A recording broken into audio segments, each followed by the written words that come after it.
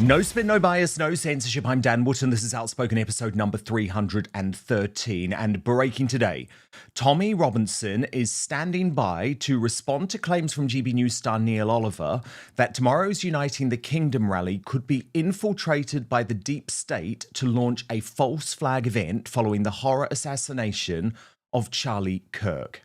He's predicting, this is Tommy, that tomorrow's enormous free speech rally featuring Katie Hopkins and Ant Middleton as star speakers will be the biggest protest in British history, with over 1 million expected on the streets of London. And in my digest next, I'll announce plans for Outspoken's first ever live broadcast from the event because the MSM cannot be trusted to cover UTK fairly. Also today, the evil and mentally ill left continue to disgrace themselves after the tragic assassination of Charlie. Google Charlie Kirk. Go ahead, read the latest headlines and you'll see why I'm so fucking yes! You support Charlie Kirk's shooter? Sure do. He does all a favor. Would you shoot somebody like Charlie Kirk? I would have killed him myself. You would have killed him yourself. I believe it was a David Duke for the TikTok age. And I have some degree. Can you just remind us who David Duke was? is? The former Grand Wizard of the Ku Klux Klan. I didn't see fear, I didn't see scare. I saw you weaponizing a tragic death. We got Charlie and that. We got Charlie and that. Unbelievable. My superstar panel will react to what has been a tragic and a landmark event in the awakening of what we are really facing to save the West. Today, we're joined by Chris Davies of True Conservative Media and Richard Taylor of Advance UK. Also coming up on the show today, BBC Breakfast staff are now demanding Naga Munchetty is sacked as the civil war at the British Bashing Corporation explodes. We'll bring you those explosive inside details.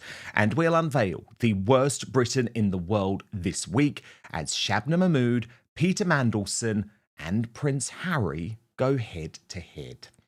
Then, in the uncancelled after show on Substack, Prince Harry arrives in Ukraine as the truth about his meeting with King Charles emerges, and it's not good news, I have to say, for the monarch, as multiple sources now confirm that he believes he is dying. So we will team up with Lauren Lunn-Farrow to reveal why the mainstream media are not telling you the truth about this so-called peace summit. You can sign up to watch on Substack at www.outspoken.live.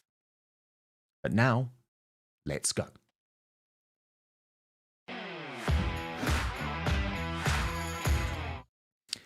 The murderous, subhuman, hard-left piece of scum who assassinated Charlie Kirk because they couldn't beat him in a debate, and the mentally ill and evil leftists celebrating that act of ultimate weakness might have thought they had won. But tomorrow, at the Uniting the Kingdom rally, which Tommy Robinson will today here on Outspoken predict is going to be the biggest protest in British history, well, I think they're going to have a stark realization. They are losing, and they have lost. Patriotic Brits from across our disunited kingdom will not be scared or intimidated because we know we're running out of time to take back our country from these very dark forces. And trust me, they're dark. As Tommy Robinson explained, ITV got some unknown race grifter on, who ironically already had me blocked. He called Charlie Kirk a KKK leader and supremacist without any pushback. Charlie was very moderate. You have no idea what's to the right of him. But that was just the start of the evil lefty horror. I'll say, can I just say something? I don't agree he was a Cicero for the TikTok age. I believe it was a David Duke for the TikTok age. And I have some degree. Can you just remind us who David Duke was? is? The former Grand Wizard of the Ku Klux Klan. The things that have already been pointed out include his observations, his recorded observations, that death is the price you pay for the gun laws that he very enthusiastically approved of. Fucking stoked right now. You want to know why I'm so fucking stoked? Go ahead and Google Charlie Kirk. Go ahead, read the latest headlines and you'll see why I'm so fucking yes! We got Charlie and that. We got Charlie in the neck. Who's up next? We got Charlie in the neck. We got Charlie in the neck. We got Charlie in the neck. Who's up next? We got Charlie in the neck. And it is horrendous, and of course I hate to see it, but we have to lean in. We have to understand what our enemy looks like. And look, I've spoken to so many ordinary folk from all walks of life, actually, and also people within the political and media class over the past week, who tell me they've never been to a rally in their lives. But after what happened to Charlie Kirk, something snapped inside them and they just cannot stay away tomorrow. Tommy shared this message saying, "This is the attitude, we fight, not back down." And this is what the person had messaged him. "The night you phoned me about my arrest, you said that free speech was the hill we die on. As soon as Charlie Kirk's death was confirmed, your words came right back into my head. This is getting crazy, but fuck it. I'm in more than ever, and you were right. We all need to make a decision today. Do we sit down or stand up even more?" And Middleton, who is speaking tomorrow, added, "I will speak on September the 13th as a free man in a not-so-free country, in front of amazing, patriotic people who want to free Great Britain from its twisted and damaging grip. I will bring passion, energy, positivity, and I will breathe hope and a promise of change into the air. Please maintain peace and order, as we are not at that stage and we do not want to play into the hands of evil. Stay safe, stay alert, stay together." And while I do encourage as many of you as possible to be on the streets of London in person tomorrow, I am very excited to announce that I will be hosting Outspoken's first ever live broadcast, which will run from the Uniting the Kingdom stage from 1 p.m. tomorrow. Now, when I visited Tommy at HMP Woodhill last December, he generously asked me to take the stage and speak. But I told him that my job is to provide fair and balanced, independent and unafraid news coverage of the events, and I am so delighted that we are going to be able to do that, and I do hope you'll watch with us tomorrow. We'll be backstage with exclusive interviews and raw footage you certainly won't see on the MSM. You'll hear directly from the speakers making headlines, Tommy, Katie, and plus other surprise guests. This will be the people's voice, unfiltered, unedited, and unapologetic. We will bring you every speech, every chant, and every moment from the front line of Britain's biggest political rally in years, or if Tommy's prediction is right, in history. Of course, the idea that the captured regime media in this country, including on the right, by the way, can be trusted to provide fair and balanced coverage is for the birds. And sadly, I include my former employers, GB News and Talk TV in that, given their shocking smears against Tommy over the past few months. Robinson, people have been protesting in his name. What do you make of Tommy Robinson? Is he a good guy in your eyes? No, all of that lot, we have nothing to do with them. Even the protesters who have got banners up saying two-tier Keir, you agree with them on the policing and justice? We agree with ourselves. I'm not aligning ourselves with Tommy Robinson's lot in any shape or form. Robinson's talked about this, but he has a criminal record, a list as long as your arm, violence against women. I mean, I could go on, Nick. Right. And all I'm saying is, look, Mr. Robinson, do what the hell you like. We are totally separate from that. The thing about Tommy Robinson, not his real name, is that there's also the, blatantly, outrageously racist stuff that he also says, which I've got no time for at all. When in fact he's a convicted criminal and white supremacist who hasn't really done much. If I was to embrace, as it looks like I was being urged to do, the sort of violent, thuggish people like Robinson, that would do our party immense harm. Tommy reflected on those comments with me yesterday. No, but I think now has to be a turning point.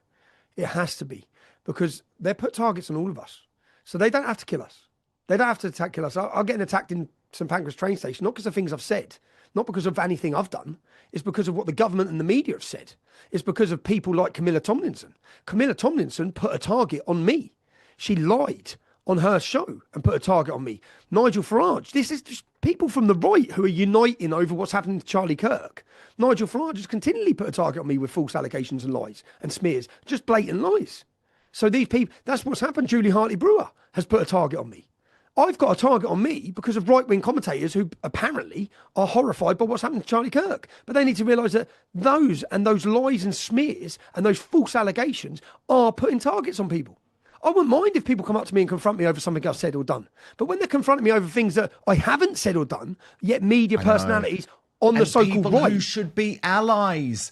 I mean, Camilla Tominey, unless she's been in touch with you, and I don't know about this, as far as I'm aware, still hasn't apologised for going on national TV and calling you a white supremacist. She hasn't, and if she did, I'd accept the apology. And if she needs to, I'm sorry, she needs to. And if she had been lied to, and if she believed the smears in the media, I've sat down recently with a few podcast guests, big ones, who have apologised. Trigonometry. I did say these things about you because I did believe the media. So, and I get it. If you were lied to and you believe the media, but to use your daytime platform TV show to millions of people and make such accusations that hold no truth, and then to know then that they hold no truth, but to still not apologise or correct your lies. For example, Nigel Farage telling people I've got convictions for violence against women, telling the whole country that I beat women. There's no truth in that. It's a total lie. You made it up. It's a total lie. You made it up. And you've said that to people who may wish to confront me when they see me in the street because they believe I beat women. But Tommy also insists that now is not the moment for weakness. Whether you accept it or not, by making false allegations against people as racist as any of these labels, you are justifying violence against them by radicalised people, whether it be on the left or on the right. It's bullshit and it's lies.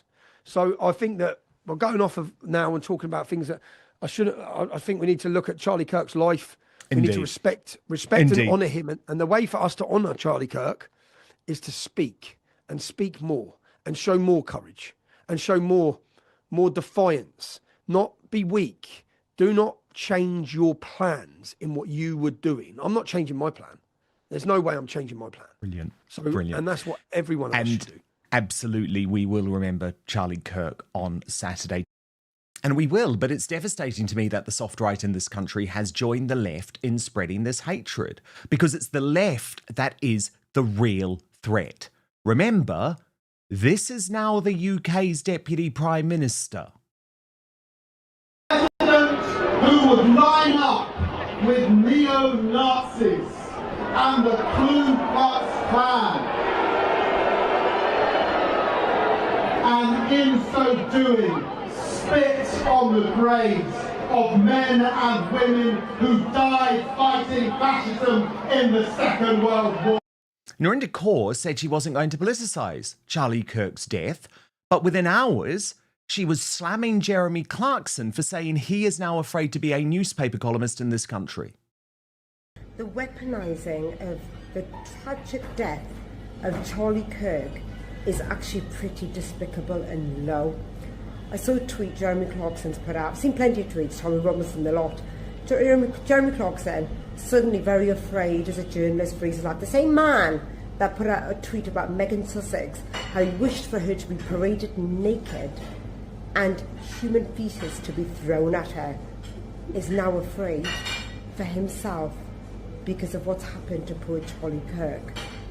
And yet hours after he sent that tweet, or even the same time, is parading at the NTAs, waltzing down the red carpet without a care in the world, happy as Larry accepting his award.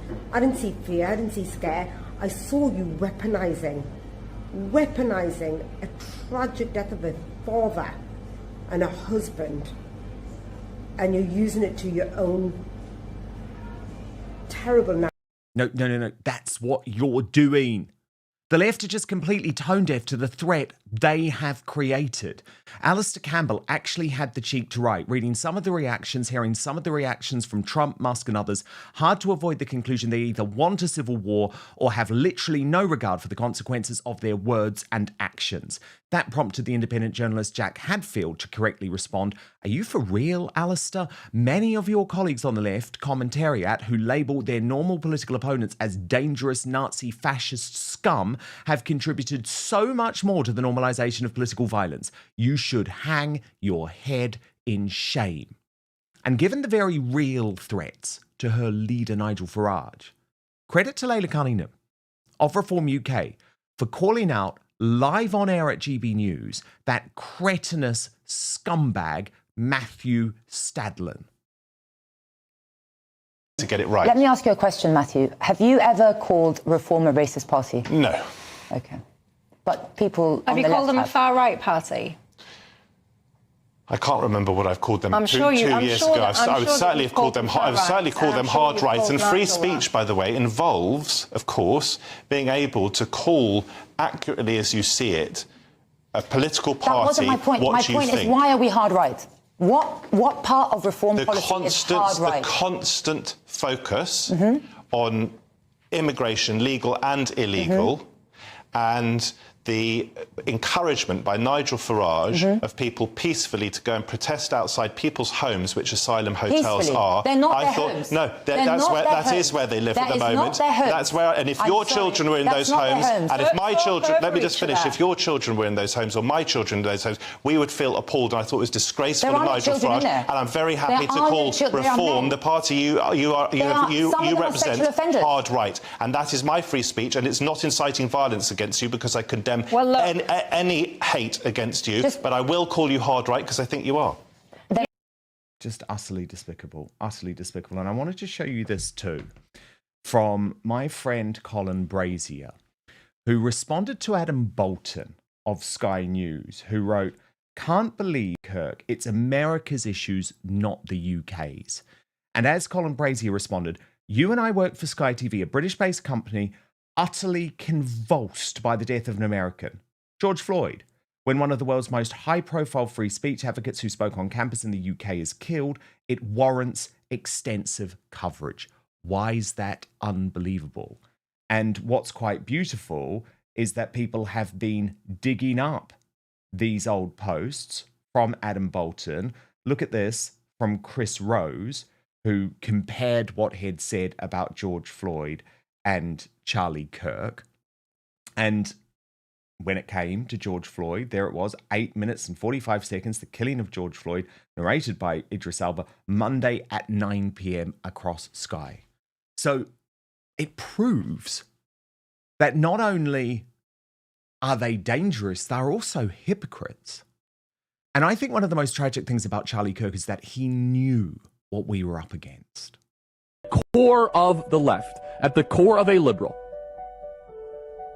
is someone that would use the sword if they had it. They are very violent people at their core. They always have been. They can't debate. They can't have conversation. So they'll resort to these tactics. They're going to do everything they possibly can to try to murder this movement because they can't beat us. So they're going to try to take weapons. And no, we're very aware of that. I'm aware of it. We have to have full-time security. This is not a joke. This is who these people are. And Charlie Kirk's videos provided some of the most illuminating examples of how it's the left, no matter how kind you are, no matter how tolerant the bait is, who always lean into violence. What was your name again? I'm sorry. I don't think I told you. My name's Mercury. Nice to meet you. Okay, I've been asked that question a lot. First of all, that question should not even have to be asked, but when people stop talking, really bad stuff starts. When marriages stop talking, divorce happens. When civilizations stop talking, civil war ensues. When you stop having a human connection with someone you disagree with, it becomes a lot easier to want to commit violence against that group. What we as a culture have to get back to is being able to have reasonable disagreement where violence is not an option. Do you think that's not emotional violence? How is this? What is emotional violence, by the way? I don't know what that is. It is harm intentionally perpetrated on another person, another human being, that is intentionally targeted at their emotional well-being. Okay, so feelings mean nothing to me. Isn't why we had the First Amendment to try to push our boundaries and to hear things that might make you mildly uncomfortable? This doesn't make me mildly uncomfortable. Does it make you very uncomfortable? It makes me angry. It makes me angry. As Tommy Robinson said, this exchange really highlights the deranged woke mind virus that Charlie Kirk faced and tried to help them see sense with calm debate. As nice as he's been to these people, they still chose violence. Things need to change fast. And the always under threat, Geert Wilders posted this old post from Charlie Kirk, where he wrote, "Islam is the sword the left is using to slit the throat of America." And he added, "Out of respect for him and his bravery, I repeat his true words that are valid for Europe as well. Islam is the sword the left is using to slit the throat of Europe." But the honourable people on the left do understand the threat to free speech. So I wanted to highlight one of them and share this post from J.K. Rowling, who wrote, "If you believe free speech is for you, but not your political opponents, you're a liberal. If no contrary evidence could change your beliefs, you're a fundamentalist. If you believe the state should punish those with contrary views, you're a totalitarian. If you believe political opponents should be punished with violence or death, you're a terrorist." Now, Charlie Kirk knew that the UK's decision to roll back on our right to free speech, which was so important, and that's why he so eloquently joined my campaign to free Lucy Connolly, for which I am forever grateful. And before we interview Tommy today, I want us to listen to Charlie's words. My wish for the left is that you will become liberal again and no longer leftist. Free speech is a liberal value. It is not a left-wing value. It is wrong, and I'm sure we'll talk about this in the Q&A, but as of today, Lucy Connolly is going to jail for 2.5 years in this country for a social media post that she apologized and deleted about a migrant hotel. That is not a free speech value at all. You should be allowed to say outrageous things. You should be allowed to say contrarian things. Free speech is a birthright that you gave us, and you guys decided not to codify it, and now it's poof, it's basically gone. And I think there's something really troubling about that, because I want you to imagine one day that reform might take over this government. You guys can laugh, but they're winning elections in downtown London. Farage is ascendant. There is a silent majority in this country. I see this. Oh, I'm going to really scare you. I see the same themes that led to Trump's rise in this country. I see it with the working class in the streets of London. I see the muscular class. I see people coming up to me. It's the same vibe. You guys are about to see a political revolution, if the stars align, that could mirror what happened in America. So when that happens, do you want Nigel Farage, Prime Minister, to be able to lock you up if you criticize his government? If your answer is no, then you have a moral obligation to make sure that your Prime Minister and the MPs advocate for a value-neutral free speech policy, so regardless of who is in power in this country, you guys can challenge and you guys can speak openly. That is the bedrock of a liberal democracy. That is why they took him out. And that is why we must continue to fight to recover the United Kingdom. Now, Tommy Robinson is here. Tommy Robinson, 24 hours before uniting the kingdom. How are the plans? Are things full steam ahead? What do people need to know? I better write my speech, you know. You do it off the cuff, don't you? No, Come on, it's in there, it's in there. I haven't stopped. I think we're about to see the biggest protest in British history. I think, which is great position to be in, because everything they've thrown at all of us, not just me, all of us, and we're supposed to have been demoralised, we're supposed to have been defeated, and we're about to show a celebration of British identity and send them a message that Britain is awake, that Britain is uniting, that we're not going to remain silent anymore. We're not going to tolerate this destruction of our culture and nation any longer. We're not going to be on the sidelines. You're not going to scare us. You're not going to intimidate us. You're not going to have us scared to speak about these issues. You're also, the preparation, I'll be honest, Dan, there's so many speakers, yeah? Maybe I've overdone it on the speakers, but We're not just having speeches. We're having a festival. There's lots of singing, lots of performances. That I think we're going to have a great day. All of the songs hold deep meaning when you listen to the lyrics. We're sending a message to the government. We're sending messages on behalf of sexual grooming victims who give songs to us that mean something to them. And when you listen to the lyrics, they're heartbreaking. We're going to, we've got speakers coming from all over the world. And some people are saying, well, why are there so many speakers who aren't from Britain? I've had this question to me. The world is coming tomorrow, not just the speakers. The TV from Poland, the TV from France, the TV from Australia, the TV from Israel, the TV from Japan, they're all coming to cover what is now going to be the most watched event. We wish to inspire. The problems that are happening in Britain, they're not just happening in Britain. Yeah, we want to unite the kingdom, but we need to unite every Western nation. We need to unite all of the European patriots under one banner, and we need to make sure that people have courage and inspiration, that now is the time. Now, we've waited for this moment. We've spoke about this moment. Anyone who's been involved in our side of politics, I have been waiting for this moment for 15 years. And I sit there now thinking, it's happening. The women, to see the courage of British women, the mothers, they're not silent now. They're coming out to see, do you know what? Something massive has happened. To see the reception I'm receiving in places where I wouldn't have received a nice reception. To see people coming up and who are now awake. There's a mass awakening happened, and it's now or never, because we're running out of time. We are running out of time. The destruction that Keir Starmer's government is doing. We need a new government. We need elections. We need rid of the tyranny. We need free speech. We need an end. We need the borders closed. We need all of these things. And I think that the more people that stand up and speak, the more it gives courage to others. So many people, you've got Keir Starmer hanging a Union Jack flag in his office and that. You've got all of these things happening, and that none of it would be happening without them trying to ride the wave of patriotism. There is an uncontrollable wave sweeping this country from one end to the other, and it's a beautiful thing to see. I'm excited. I'm nervous. I'm a bit tired, but I hope that everyone that comes enjoys the day, comes with the right attitude as well. Bring your smiles, man. We're going to have a party. That's the way I need to view this, because I'm getting a bit stressed about it, but I just need to enjoy it and think that, do you know, I visualised some things, Dan, when I was in jail. I lay there thinking about this date. Do you know what happened on September the 13th, 6 years ago? What? I was released from Belmarsh Prison 6 years ago on September the 13th. Do you know the other? So I was looking through the dates, and I've looked, and I've got the pictures of my children showing me. I've got pictures and images, because when I got home, and I forget these things, and they are even though going jail was terrible, there's some beautiful moments. So I was going through the images. Look, I got the welcome home, Daddy.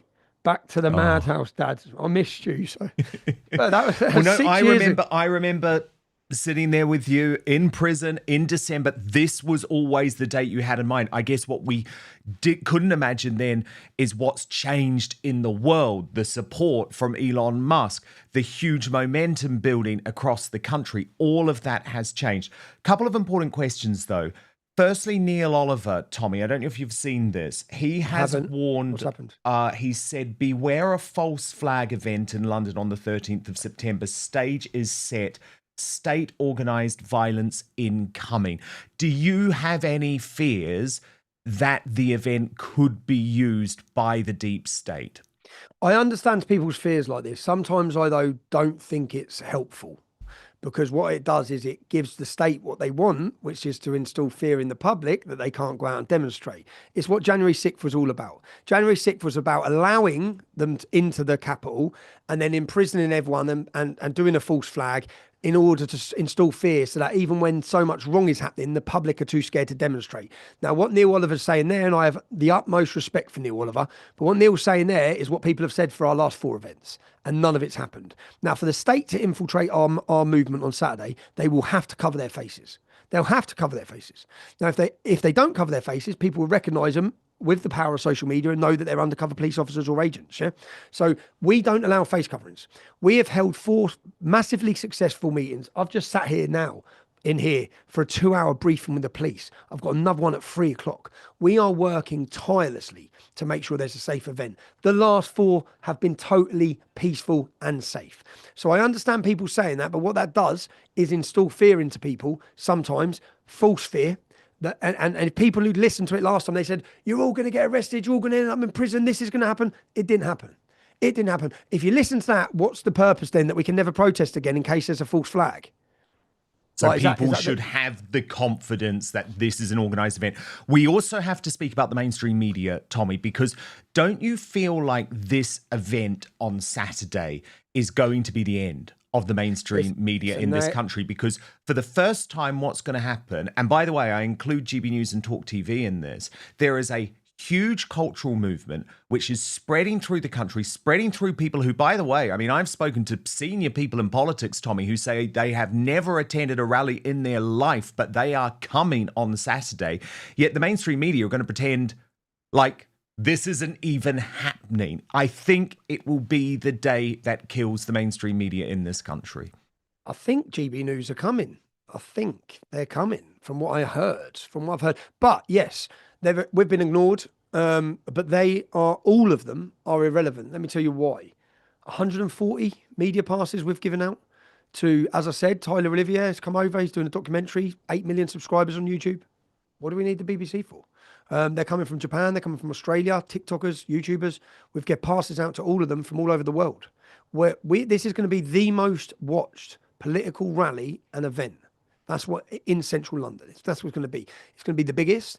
And we don't need the BBC to come and lie to people, or no one needs to listen or look to them, because they'll be watching live on our platforms. They'll be watching live on my X. They'll be watching live on my YouTube. But then, Dan, you're doing a show there, right? Yes, we are. So this is the first ever Outspoken outside broadcast, because you know, Tommy, my whole view on this is that it is utterly critical that there's an independent media coverage that can be trusted, and that the state and the mainstream media cannot dismiss as propaganda. So I'm going to come there as a journalist, cover what happens on stage, cover the news of the day. We'll broadcast for hours. And I think it's really important. And Dan, there's so many coming like that. There's so many podcasters. They're coming from everywhere. Every top podcaster, every top YouTuber, from all different countries. Sweden's biggest podcast guests are here. They're from all over. France's alternative media, like their equivalent, they're here. They're coming from absolutely everywhere. From Poland, Visegrad are here, from America. So, yeah, it's going to be well watched. I urge everyone just to come and have... I don't know if... When you get to experience this feeling, which I experienced on July 27th, it's a feeling of brotherhood. It's a feeling of knowing that this is your people. This is your community. That way they made us feel isolated and alone. You're not alone. You are part of the mainstream, and we're going to send the world a message. And I look forward. You know what? Well, I was inspired, honestly, by the Irish protesters 3 years ago. And at that point, I was defeated, felt defeated. I was broken. I was abroad. I was lonely. I was on my own. And I watched the Irish mothers leading what I'd call a little revolution on the streets of Ireland. And I flew there and made a documentary called Plantation 2, Rise of the Celts. And that inspiration, and I sat there thinking, I don't want to be inspired by Ireland, if I'm honest. I want us to be the inspiration. I want Britain, and you know, when you think about it, think about this. If we are successful in having the biggest protest, think about what we've done in 18 to 24 months as a movement of people. 2 years ago, you wouldn't have said there's going to be 1 million people having a British celebration and the world's coming to watch. We have come a long way, and they are trembling. They are worried big time. Now, I don't know the lengths they're going to go to. Obviously, that's a worry for me. It's a worry for all of us, what lengths the government will go to, because they're not going to be happy. They're not going to be happy with the way we're going to humiliate them on the world stage to the world. But not just humiliate them. I think this isn't just a political rally of moaning about things. It's a free speech rally, but it's a party, man. Come, I'm telling you. Is it, Tommy, on a serious note, finally, the beginning of a new English revolution? I think it's the spark of a British revolution. I think that's what this is going to be looked upon as. It's happening. The silent majority will be silent no more. Not just that, it's a counter-revolution, because there has been a globalist revolution for 20 years. Destruction of the border, destruction of the state, destruction of the family. All these things have been a revolution for globalism. Yeah? Counter-revolution wishes to bring things back. We are the counter-revolution. And this was always going to happen. Who knew where? Who knew when?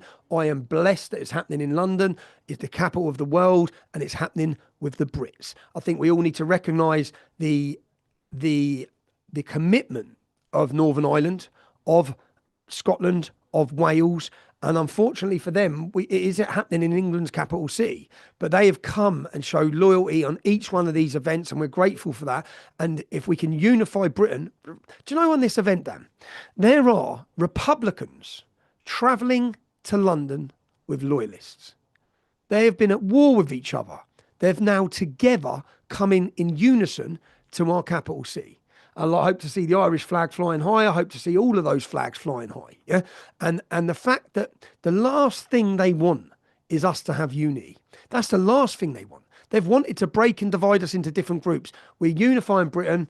The diversity of our crowd will shock a lot of people, the people that are coming. But what will also shock them if you're coming for the first time is how much fun you're going to have. Is you're going to go away at the end feeling like, wow, that was great.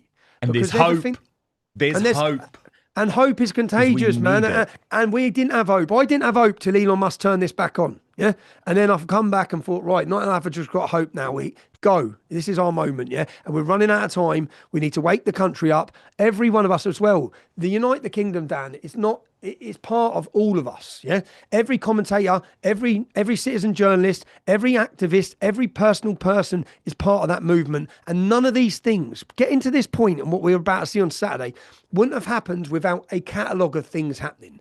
Where not just my imprisonment, Lucy Connolly, Peter Lynch, all the different events we've previously held, all the different commentators, what happened even with you guys on GB News, and what happened with Lawrence Fox. All of these things played their part in getting the public to where we're going to be on the 13th of September. The other important date of the 13th of September, the Battle of the Gates of Vienna in 1683. That battle happened on the 11th and 12th of September. That was the battle to save Christianity in Europe. There wouldn't be a Christianity if they didn't win that battle on the Gates of Vienna. And on the 13th of September is when Christianity went on the advance. And that's what we're going to witness, a Christian revival currently happening. People search, whether you believe in Jesus Christ or not, it's what built the foundation of this nation. It's what made it the nation that the world wants to come to. It's what made it Great Britain. And we need to get back to our roots and understand who we are. And that's part of a cultural revolution that's currently underway. So, Tommy Robinson, good luck tomorrow. Of course, if you can't get there, we recommend people are there. If you can't get there, we will be broadcasting live on Outspoken all afternoon, speaking to everyone there. Tommy, really look forward to it, and good luck. Cheers. Dan, look forward to seeing you, yeah? See you tomorrow. And now, the Superstar Panel.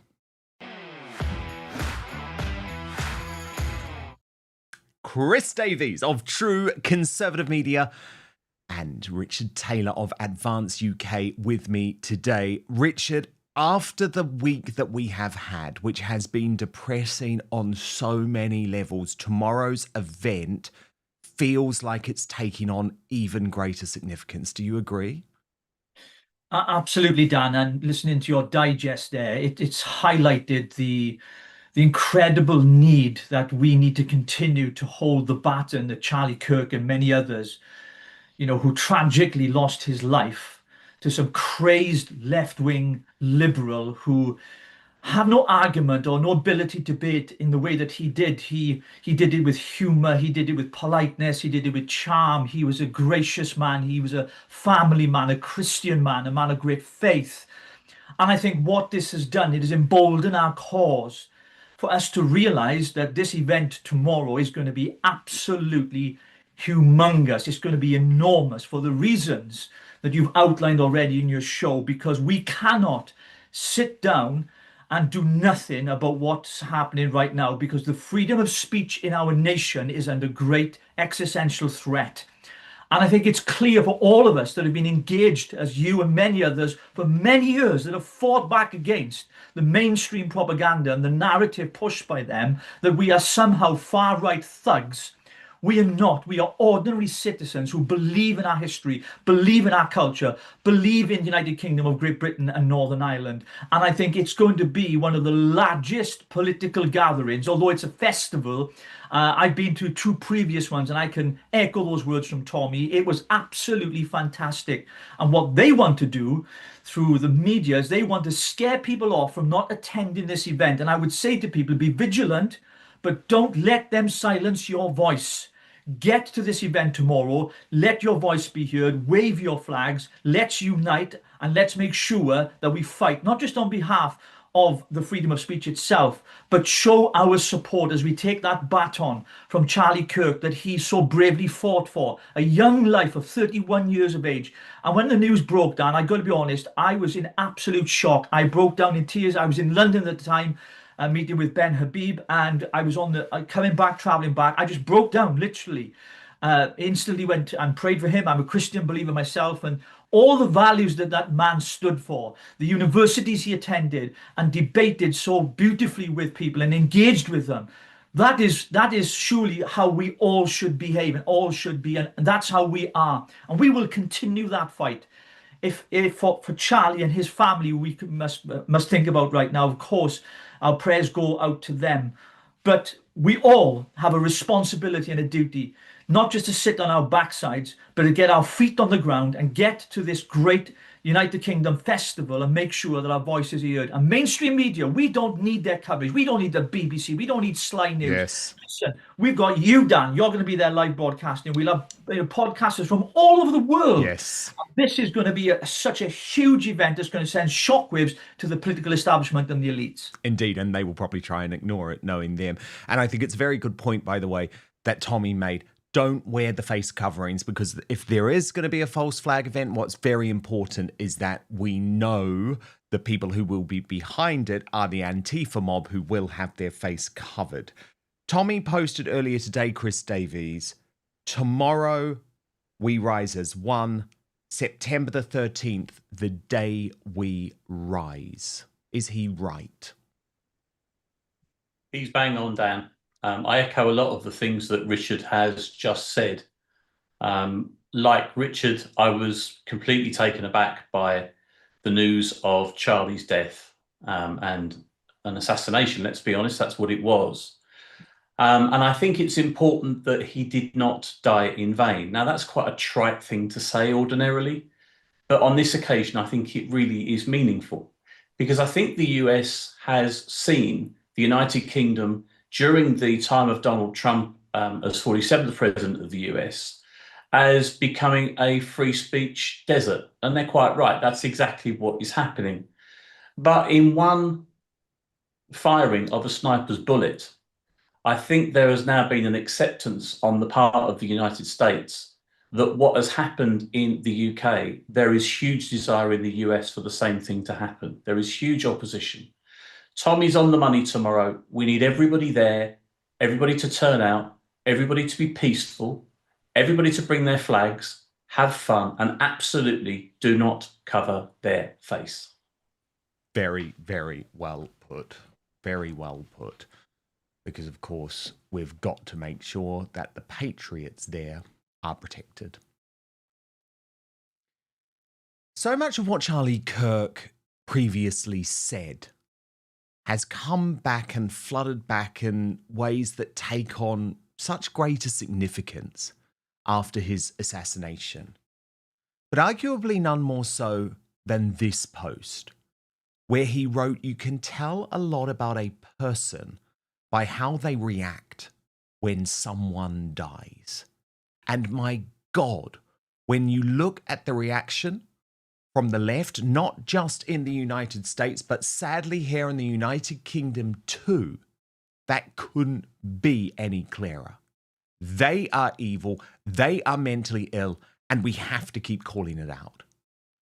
One of the most shocking examples, the most egregious examples, was the Oxford Union president, who was completely destroyed in a debate recently by Charlie Kirk, a man called George Aberoni, who, it has been revealed, wrote immediately after Charlie's shooting, Charlie Kirk got shot, let's fucking go, praying for his death.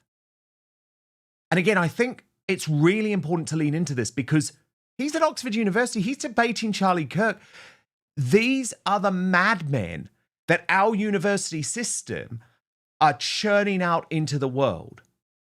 And this was the moment when he was completely schooled at the Oxford Union by Charlie Kirk. Why is it that men in countries that barely have toilets and do not have 2 pounds to rub together, but they do have kids and they do have a wife, are much happier than someone with a big flat in downtown London? Something to think about. I mean, I think happiness is a difficult idea to conflate in that sense. I mean, No, there are other suicide. duties. They're less likely to kill themselves. Forget all these happiness indexes. If you kill yourself, you're not happy, right? So these poor countries do not have male suicide problems. Why? I do not know. Think about it. Thank you very much. They cannot debate him, so they celebrate his murder. The Oxford Union responded in a statement, writing, the Oxford Union would like to unequivocally condemn the reported words and sentiments expressed by the President-elect with regards to the passing of Charlie Kirk. His reported views do not represent the Oxford Union's current leadership or committee's view. The current administration has, under President Musa Haraj, no association with and is entirely independent from Mr. Aberoni's administration. In alignment with the statement published by a society earlier today, we reaffirm our stance that the Oxford Union firmly opposes all forms of political violence and strongly stands by our commitment to free speech and considerate debate. We would like to reiterate that our condolences lie with Charlie Kirk's family, especially his wife and young children who are enduring terrible grief. But for another young activist on the right, Chloe Dobbs, that's not good enough. She writes, if George doesn't resign soon, he's going to have a very boring tribunal to sit through. I don't want to have to make up a written complaint to the returning officer, but if he hasn't gone by the end of the week, I won't hold back. The Oxford Union has a long-standing reputation to uphold, dating back to 1823. I'm proud to be a member. Don't ruin its reputation, George. Do the right thing and resign. And she made this video for Reasons UK. Is how the incoming president of the Oxford Union responded to the news that Charlie Kirk had been shot at an event in Utah yesterday. He said on the committee WhatsApp chat, Charlie Kirk got shot, let's fucking go. And this is the man who is about to be the president of the prestigious Oxford Union Debating Society, which, to use its own words, is the last bastion of free speech. It's been around since 1823 and has a fantastic long-standing reputation and commitment to free speech to uphold. They are committed to giving a voice to people with contentious opinions rather than wishing for them to be shot dead. Do you really think that this man is fit to be the president of this society? This is the man in question. This is George. He is the president-elect of the Oxford Union, and come January, he will be the man running the show. I have a few concerns, it is fair to say. And he didn't just stop at WhatsApp. He took to Instagram, to all his Instagram followers as well, and said, Charlie Kirk got shot, lol. Just laughing about it, as if human lives are a laughing matter. Well, of course, but it was even worse than that, because he used the prayer emoji, which in my view clearly suggested he was urging his death to happen. But of course, this isn't limited to the Oxford Union. We're seeing it throughout our apparently acceptable political and media class. Look at what happened when the leftists in the EU refused a moment of silence. Please stand with me in reflection and prayer in his honor, and I yield the rest of my time for a moment of silence. Herr Kollege Reimers, wir haben angesprochen, Sie wissen, dass die Präsidentin hat eine Schweigeminute abgelegt. Wir fahren da fort. Wir kommen zum Bericht von Herrn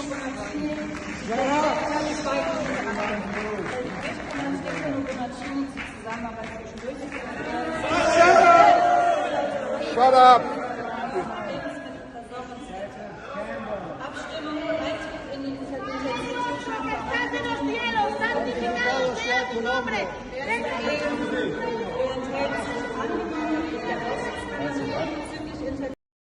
And of course, in America, it's even worse on the streets.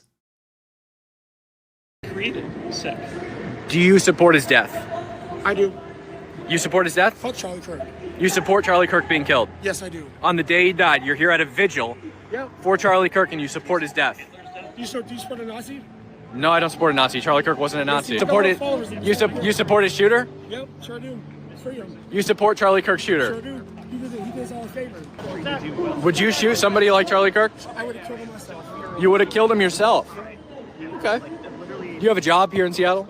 Nope. I take that for a living. And of course, do not believe that this is an American issue. okay? Because it's not. As Nigel Farage pointed out in a press conference in Wales earlier today, he was threatened. His death was threatened on TikTok, and he says, let's see if the police arrest the people who called for me to be shot. I'm sure they won't. Carl Benjamin weighed in. Of Lotus Eaters, writing, Nigel Farage has been subject to the same kind of pathological hate campaign as Charlie Kirk has been. He is in as much danger as anyone. Of some of the random lefty lunatics making an attempt on his life, police must act. And of course, in the mainstream media, there was also an outrageous reaction in the United Kingdom. Now, you know I refuse to watch, I believe, the worst Britain really in the world, James O'Brien at all. But Sandra Parker does a very good job on X, sort of cataloguing his disgusting attributes and his disgusting actions on his LBC show. And she posted yesterday, and this perked up my attention. James O'Brien, who keeps insisting this morning that he doesn't know who Charlie Kirk was, is now playing a curated reel of different clips of Charlie Kirk and then mocking, arguing against those clips. James O'Brien is the most disgusting person in UK broadcasting. And so I got one of my producers to listen. I couldn't face it myself. And they came up with some of these lowlights. It's quite astonishing. Look here, he doesn't even concede that this is an assassination on Charlie Kirk. He says an apparent assassination. And he's angry at Slippery Starmer for expressing remorse about it. Why has this... what's the word that I want? Why has this apparent assassination stopped the traffic on this side of the Atlantic and beyond? Keir Starmer, I suspect, ignorant of some of the pronouncements that this chap has made in the past, particularly with reference to, I would suggest off the top of my head, homosexuality and black women's intelligence, has offered a very lavish expression of grief. And just proving that James O'Brien lives in an alternate universe, he said that he was only aware of Charlie Kirk from watching videos where he was apparently owned by young students. Who was he? And listen, I'm not completely ignorant. I have been surprised by the scale of the response. I knew the name. I have seen some clips. I wouldn't necessarily have been able to say, that is Charlie Kirk. I would have said, that is the guy who I have seen getting kind of owned by young students. But there was more. Watch this. Things like the Great Replacement theory on the record. Talking about he's one of those, is he? Hang on, I think we may have that. Let's just have a listen to that, just to be absolutely clear. You know what's dramatic? The invasion of the country. We're going to talk more about that. We're going to talk about how the other side has openly admitted that this is about bringing in voters that they want and they like, and honestly diminishing and decreasing white demographics in America. We're going to say that part out loud because so many people in the corporate media are afraid to talk about it. Wow. I mean, bits of corporate media I'm familiar with never talk about anything else. But that is just not true, is it? The idea that senior Democrats have come out and said we are deliberately trying to replace the white population with non-white people because non-white people are somehow more likely to vote for us. I mean, that's just scratching the surface of a lot of the falsities he was promoting. Right. You know, going back to COVID and beyond. He even was very vocal criticism he expressed about the Civil Rights Act of 1964. Well, he didn't like that. How can you possibly say that wasn't a good thing? To giving civil rights to hundreds and thousands, millions of black Americans. It's just shocking that but... Shame on James O'Brien, but it actually just shows how out of touch our regime media is. Adam Bolton, who was absolutely obsessed with the death of George Floyd, continues his campaign against Charlie Kirk today, now writing, Charlie Kirk held racist and sexist views and advocated violence against some opponents. That puts him to the extreme right of any party holding elective office in the UK. You may like him, but don't try to claim that he fits in the Overton window of political discourse in this country. And isn't that the point? Adam Bolton thinks he can control what we are allowed to discuss, but he's a dinosaur. He's an old, decrepit dinosaur on his way out of the media world, thank goodness. And there's been other people who maybe you used to respect, who I think have shown that they have no respect for the dead. Peter Lloyd posted about Nadia Hussein, who thought that it was appropriate to say that Charlie Kirk was an Islamophobe. And he lived for division. Less than 24 hours after his murder, she wrote, "Why is it that when white men die, the world mourns, but when children in Gaza die, there's silence?" Ollie London on that also revealed the fact that she described Charlie Kirk as a bigot. But I would argue the real bigots are those over on Blue Sky. Do you remember Blue Sky? I've never looked into it. I mean, it's clearly a horrible platform. But Blue Sky was set up, right, because apparently the hard left thought that X was too toxic. It was too nasty on Elon Musk's X. Well, as Toby Young pointed out, with this collection of posts, which I'm not going to read, but you can see, calling for the most appalling violence against a whole load of people, including Ben Shapiro, Blue Sky's reputation for being more wholesome and less nasty than X will not survive this day. And I thought Alex Phillips really summed up the situation actually very well, writing, "I am shocked and appalled at how many self-righteous left-wing journalists have been so crass and tasteless in the wake of a young father's murder while the killer is still at large. And the channels that have platformed them without even flinching. Timing is key. Even then, this is not the death of a dictator, nor a notorious criminal, but just a young man on the right of politics with old-fashioned attitudes. Christian values, many of which are held by Caribbeans, Africans, Muslims, Sikhs, Hindus, and Jews. Yet they have torn into this tragic young man violently killed as if there is justification for his murder. How utterly, breathtakingly deranged. A lot of people in the media should hang their heads in shame tonight. I won't even do the list as we know who they are, and many are disgustingly mainstream. I have seen things that have made me utterly appalled. We should demand better because it's this slippage into the normalization of sociopathic leftist radicalism that led to the death of a young man. It has to stop." And to loop right back around to Charlie Kirk's post, where he said you learn a lot from someone by how they react to a death. And so many people try to make out that Donald Trump is some type of monster responsible for the nasty rhetoric across the US. But I want to show you how Donald Trump reacted when he found out that one of his arch rivals, arch nemesis, had died. Watch. And that was how Trump reacted to finding out that Ruth Bader Ginsburg, a woman on the Supreme Court who despised him, who hated him, who had led the charge against him, had died.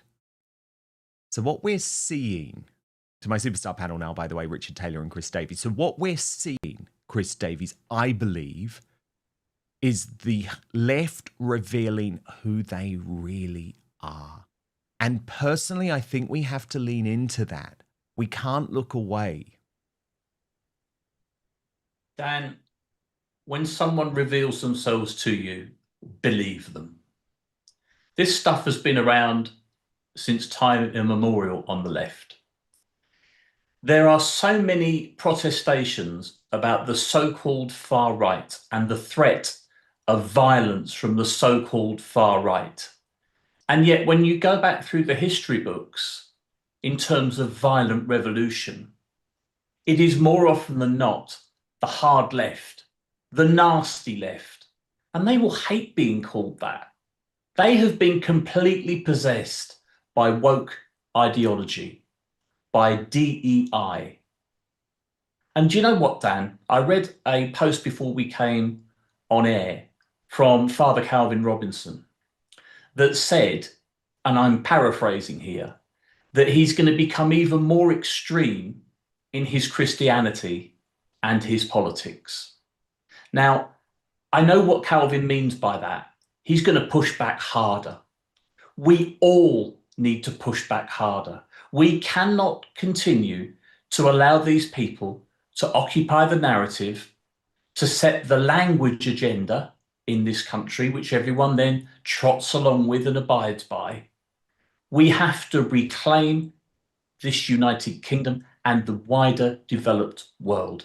The language that these people use is intentionally inflammatory, and it only takes one person who is not of sound mind, as we saw on Wednesday evening in Utah.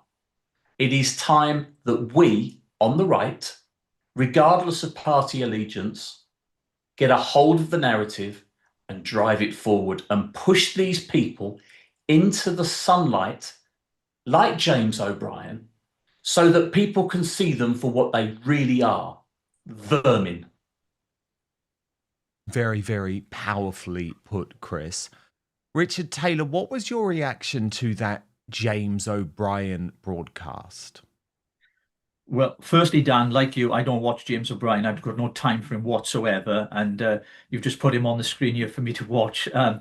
Look, these people who are celebrating the death of Charlie Kirk are pure evil. They are scum. They don't deserve a platform. Yes, they have the right to the freedom of speech, but it is absolutely at the heart of everything that we stand for as a Christian nation, as a Christian culture. We are tolerant.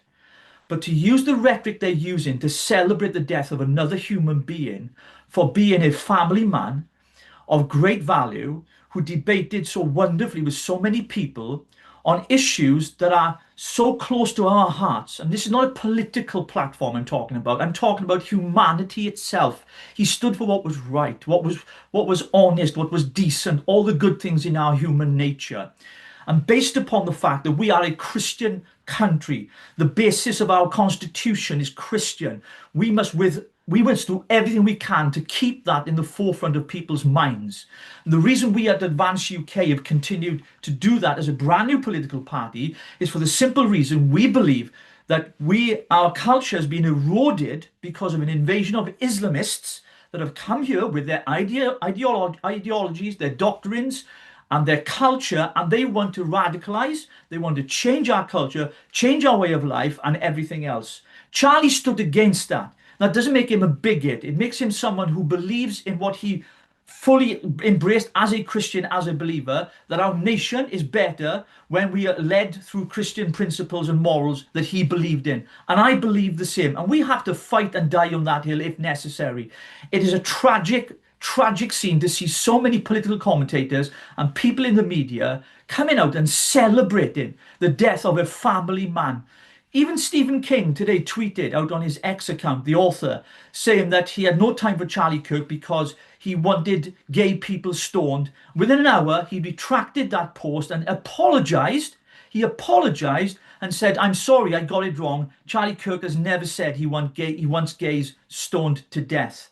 And these people don't think before they tweet. They don't think about the consequences or the harm that it's going to have on so many people. Because let's be quite honest, these are evil people. I watched that clip from the European Union and I was absolutely enraged by it.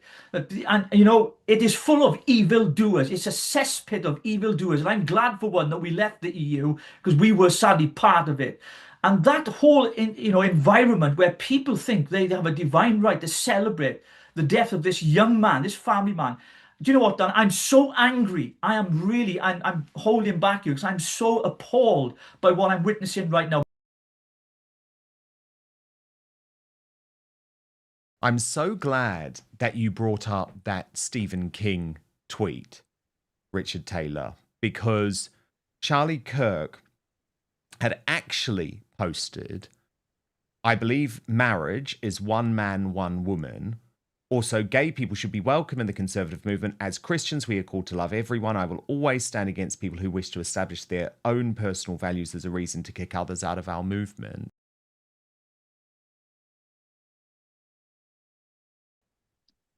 I mean, Richard, this was really interesting, actually, from Dave Rubin on X. "Charlie was never anything but kind to me and my husband. We broke bread many times. He never treated us with anything other than respect. He even came to our house not too long ago, and plot twist, didn't throw rocks at us. Write about that sometime, you hack." So again, it's like so often these lies just perpetuate. Now, in some ways, I mean, I think Stephen King is utterly vile. He is an utterly vile troll. But at least he's apologized. You don't get that from a James O'Brien.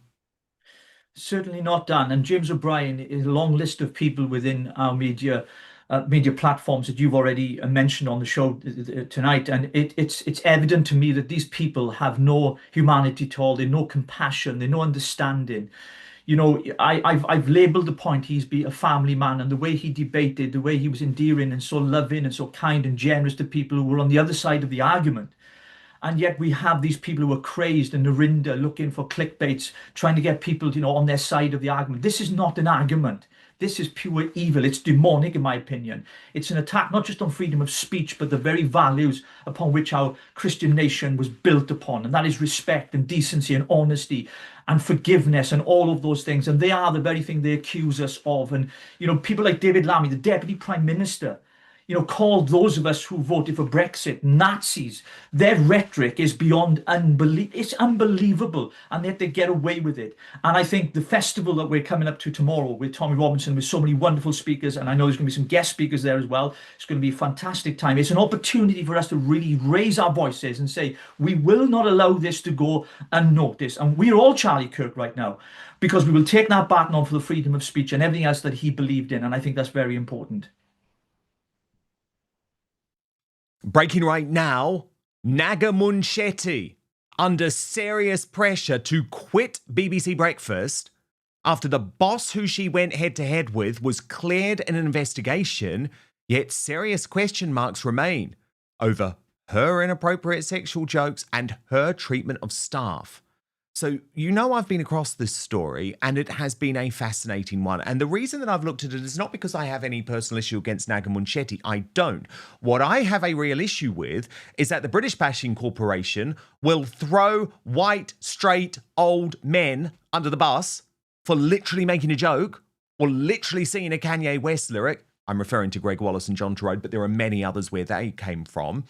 But Naga Munchetty, because she happens to be a non-white woman of a certain age, is given completely special treatment. And what is going to be very difficult for her now is that Richard Frediani, the all-powerful boss of BBC Breakfast, who she wanted out, who she led to this review into his behaviour, has been cleared. And I can tell you that I have been speaking to people very close to Frediani who tell me that he is ready to fight back hard. He feels that Naga Munchetty tried to unfairly destroy her career, and it seems virtually impossible, given this civil war developing behind the scenes, to see how they can continue to work together. There was some reporting on this from the Hollywood trade magazine Deadline this week, and they described it as the BBC Breakfast bullying row. Let me share you what they reported. The troubles behind the scenes at BBC Breakfast's famous red sofa have been a source of fascination for the British media for months, but now internal BBC work aimed at resolving the crisis appears to be coming to a head. The BBC drafted in a PwC consultant to help review the culture on breakfast earlier this summer, and Deadline hears that at least one strand of the work has concluded, with two sources saying editor Richard Frediani has been cleared of bullying allegations. Although those involved in giving evidence were not made aware of the outcome of the review, Frediani is said to have told colleagues that he does not expect to face further action. The BBC never comments on individual HR matters. Munchetty herself later became the subject of misconduct allegations. The Sun newspaper reported that the presenter had been reprimanded over her behaviour, including allegedly using a crude slang term for a sex act during an off-air discussion on Radio 5 Live. Sources have told Deadline that Munchetty's conduct has not always made her popular with bosses. One person said work examining Munchetty's conduct continues. Although reductive, the Breakfast Review has been framed as a battle between Frediani and Munchetty, with insiders increasingly of the view that only one can survive. The two barely speak to each other, a situation that is viewed as unsustainable. BBC insiders have also become increasingly exasperated by the parade of headlines about breakfast unrest, with one person describing the situation as hideous. The internal review is separate from the BBC investigation into Frediani last year, after he was accused of physically shaking a lower-ranked female editor during a newsroom exchange. I mean, I'm not laughing, but these really are terrible people. But the point is, they've both tried to throw each other under the bus here, and Naga Munchetty, I think, finds herself in a perilous position, because, trust me, if Naga Munchetty had been a white man joking about a blowjob in front of a female member of staff, she would have been long gone by now. So why does she survive? Because of BBC double standards. To my superstar panel, Richard Taylor of Advance UK and Chris Davies of True Conservative Media. And look, Chris, my issue here is actually not so much Naga Munchetty in the fact that actually I think probably a lot of these staff at the BBC are snowflakes who should just deal with a little sexual joke. But I'm sorry, if you're going to have one standard for white men, surely the same standard has to apply to women of colour who are presenting one of your flagship shows. Except, Dan, that as we all know, in DEI world, everyone's equal, but some are definitely more equal than others. The position that Naga Munchetty finds herself in now, with Frediani having been cleared, is untenable. But I think I can predict how this ends, Dan. It doesn't end well. It does end with her leaving, and I suspect she'll get a substantial payoff because it'll all be wrapped up in an NDA, because the alternative is she sues the BBC. And the BBC has enough negative press regarding Tyrone and Wallace, for example, and Tom Skinner. So they don't need any more. And my strong suspicion is that she will go. She has to go. Her position is unsustainable. But she will go under a cloud with a substantial bag of swag to take over her shoulder. And she will turn up on LBC or Good Morning Britain, or wherever the heck she goes next. I don't really care. I don't watch any of that media. With a smile on her face, ready to go again. Because they look after their own, Richard Taylor. Absolutely, Dan. I mean, you know from first-hand experience, having been involved in journalism and television for such a long time, what goes on behind the scenes at the BBC. And as Chris so eloquently put it, that the whole issue around DEI, by its very nature, is discriminatory because it doesn't do what it says on the tin, because obviously there is no equality when it comes to the treatment of people and people employed by these corporations, because quite clearly, because she's of a different ethnicity, she would be treated very differently, because if she'd been sacked or lost a job, as Chris has pointed out, yes, she'll get a payoff and she'll end up working for some other corporation. But at the same time, you know, she'll obviously use the race bait card because she is not white, as you pointed out. And I think there's been this kind of idea that the DEI, for me personally, was one of the worst inventions ever, because it discriminates against middle-aged white people. I mean, we're in the minority when it comes to a lot of these issues. And it's a sad day, but the BBC, unfortunately, has lost its way many, many years ago, Dan, as you've pointed out, the British Bashing Corporation and Sly News and all of them. A lot of people have lost complete confidence in mainstream media. So thank God for alternative media like Outspoken and many others who are doing a fantastic job of actually giving some balanced views and a platform for us who believe that what their propaganda really for the arm of the government, you know, and that's exactly what they've been doing. Absolutely. And we've seen it, all the discussion we've had this evening. And I'm afraid, you know, the BBC are imploding. There are tens of thousands of people cancelling their licence fees for the simple reason it's a protest. And I think that the BBC itself is not fit for purpose anymore, and the whole thing needs to be deconstructed and it needs getting rid of. The funny thing about this whole BBC breakfast thing, though, is that it's just been so obvious for so long that these two cannot stand each other, really are constantly trying to get one over the other. And I mean, look, it's just so obvious. Watch this.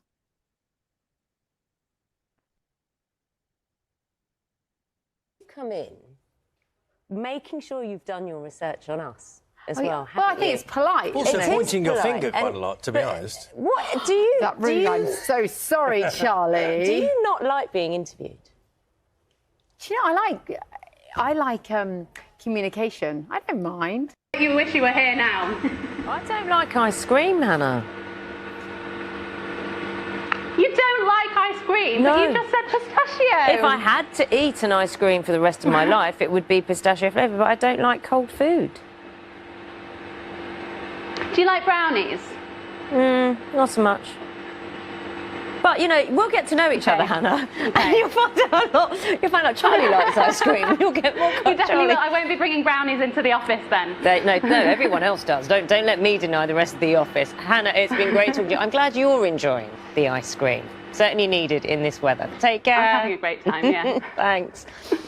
Hannah being sent. Imagine that.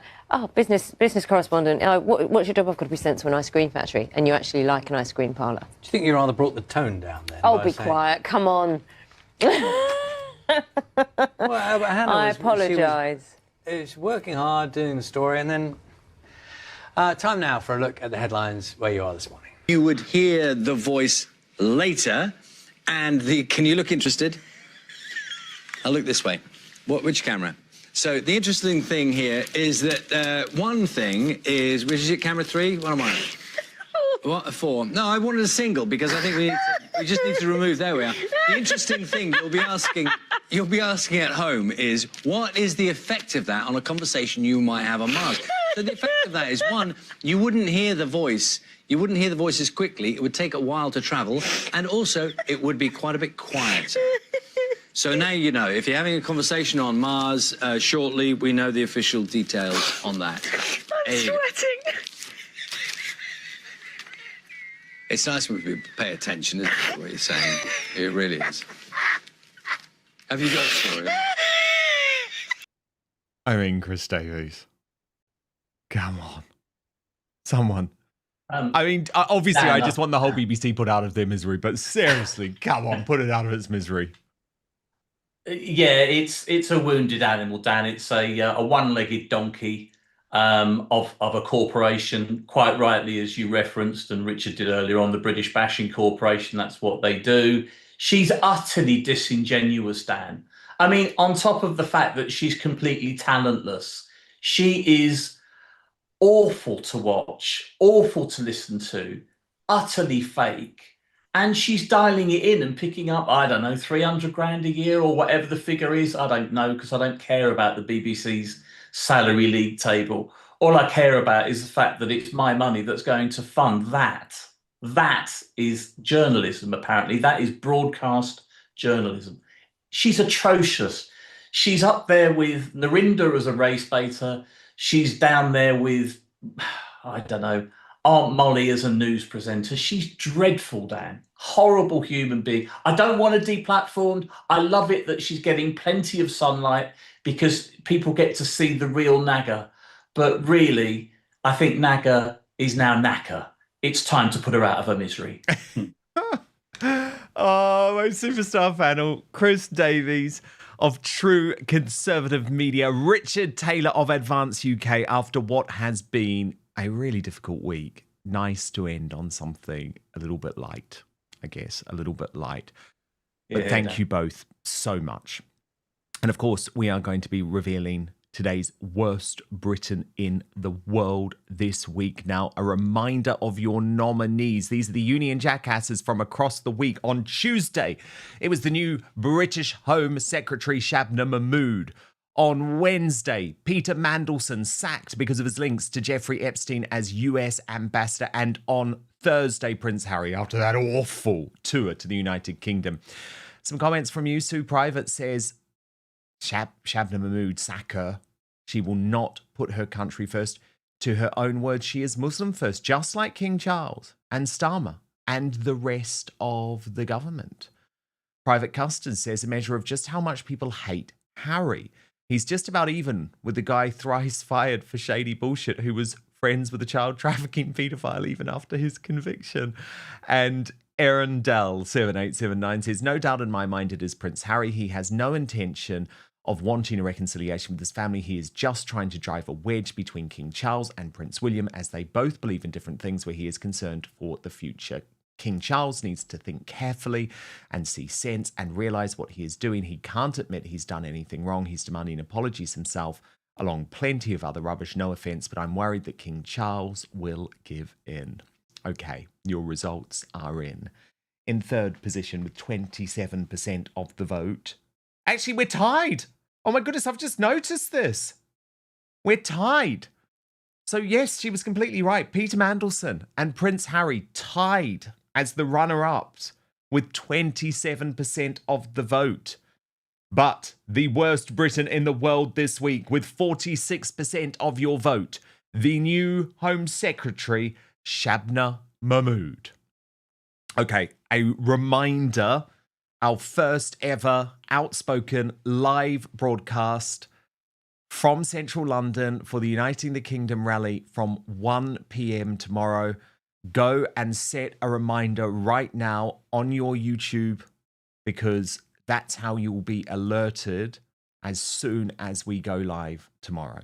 But we are moving on to Substack now for the Royal Uncancelled After Show with Lauren Lunn Farrow, who is standing by. We'll have all of the big royal news from the week. Sign up at www.outspoken.live. So at this stage, we move off YouTube, we move off Rumble. Couple of reminders, please do subscribe to the Dan Wootton Outspoken podcast, which is available wherever you get your podcasts, including Apple Podcast and Spotify. Rate and review, rate and review, rate and review. If you can do me one favor this week, it's that, and I'd be ever so grateful. And of course, turn on your notification bell, subscribe on YouTube and Rumble, because we are back tomorrow, 1 p.m.